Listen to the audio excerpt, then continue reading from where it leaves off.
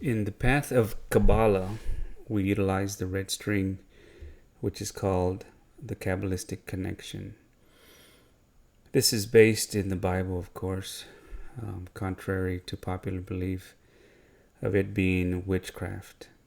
In Genesis, there's a passage that we know about that speaks about a man, and of course, we know that man is named Judah, and he has a wife named Tamar.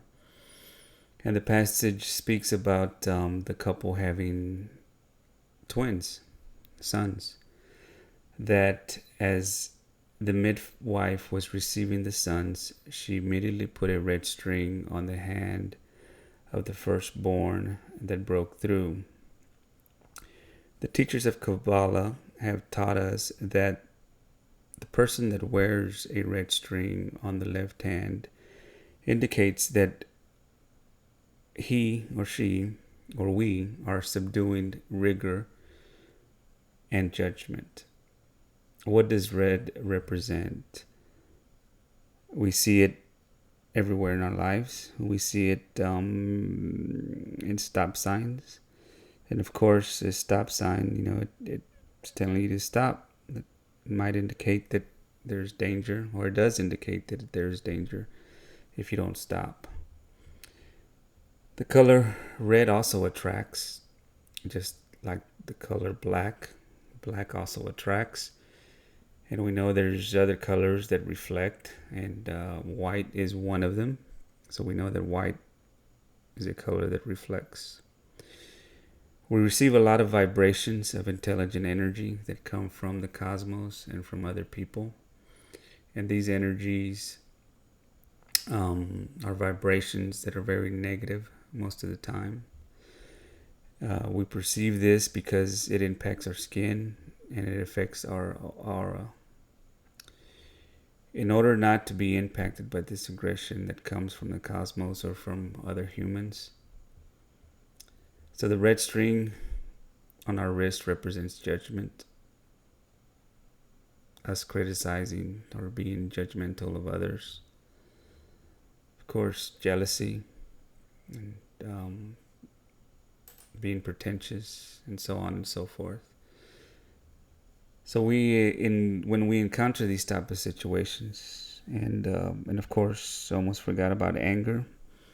And we know that the color that we turn when we get angry, or most of us do, it's the color red. In situations where we're going to fall to the self, we should always visualize the red string and say stop. That's our stop sign.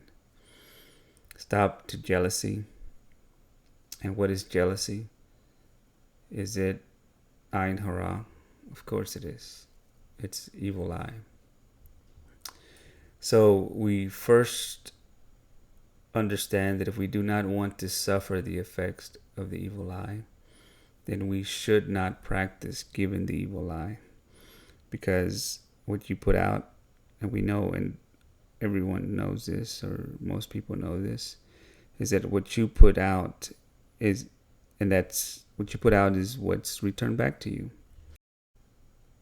So now you know how this helps us in telling ourselves when to stop, and when you stop giving out negative energy, then negative energy cannot come near you.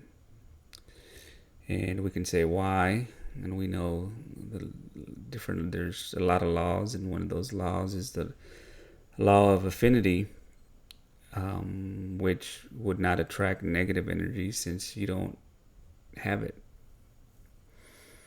This is technology that is way ahead of its time.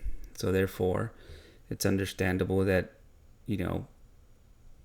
others say that it's witchcraft, or they may not understand it, or say that it's a hoax, or say that we shouldn't be doing it or believing it or practicing it.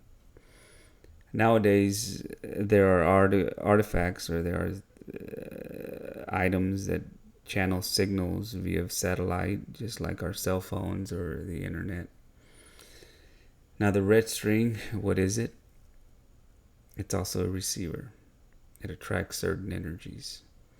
When we put on the red string, the wearer and the person putting on the red string for them, normally it's a teacher, do a meditation. And what happens? The meditation provokes an energy, and that energy provokes this string to have light and blessings. So what happens is that any negative force that is hurled at you like a projectile, like a bullet that wounds you, is absorbed by the red string because of the meditation. In order for all these negative energies or vibrations, in order for them not to impact us, you can say that the red string does like we do the mosquitoes. We have all seen those lights that are used to attract the mosquitoes, and then the purple light zaps them. The red string does the same thing, but instead of mosquitoes, it does it with the negative energies. Because the red string attracts, but the red string is just a tint. T-I-N-T, not a tent, not T-E-N-T, but a tint. In the interior, there's a white wool. Then all of the negative vibrations or energies then come to us, and they're attracted by the red string. But when the negative energies reach the red string, the essence of the white wool starts to act. So the white part repolarizes the red to white. That's to say that it transforms negative energies or darkness into positive energy. Therefore, the mosquito dies. And of course, we know that this is a metaphor. So the mosquito being the dark forces or the negative energy. The red string is tied to Raquel Imenu, because she is considered the mother of the Jewish people. And when a child, of course, that we know, and all of us that have children, when the child is in danger, whom does he turn to? The child, when they're in danger, he or she, runs looking for the protection of his or her mother. So we know that the prophetess are utilized more after death than when they were alive. So therefore, the energies that is emitted from the nefesh at the grave of Raquel Amenu, then if the red string is placed there, it's impregnated with the maternal instinct of protection. The red string has, of course, we tie 7 knots on it with the help of the person who's put it on us, which represents the 7 days of the week, which represent covering for all the days of the week.